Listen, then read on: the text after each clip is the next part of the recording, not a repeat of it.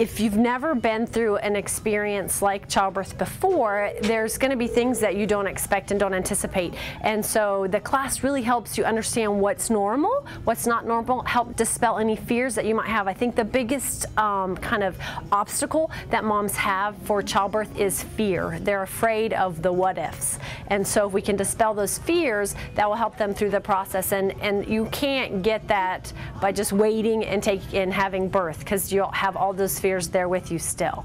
Te enseñan muchas técnicas de relajarte. They teach you a lot of techniques on how to relax, how to manage pain, how to ask your partner for help. So I think that you can feel more confident in yourself. Also, how to speak to doctors and nurses so your needs are met. And also to learn about the needs you may have.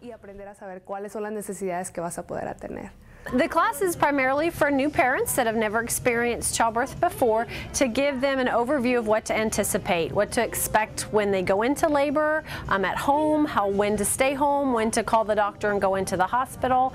Also some warning signs and things like that. Now the question on everyone's mind, especially first-timers like myself, is when do we run to the hospital?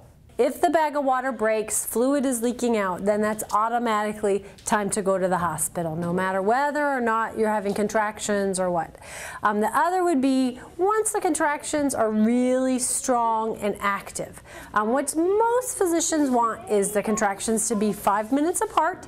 It's been that way for at least 1 to 2 hours. The contractions are getting more than 30 seconds long, and they have to hurt.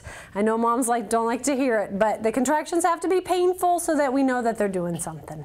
Even though the class is geared primarily towards new parents, some repeats find the information very useful, especially if it's been a while.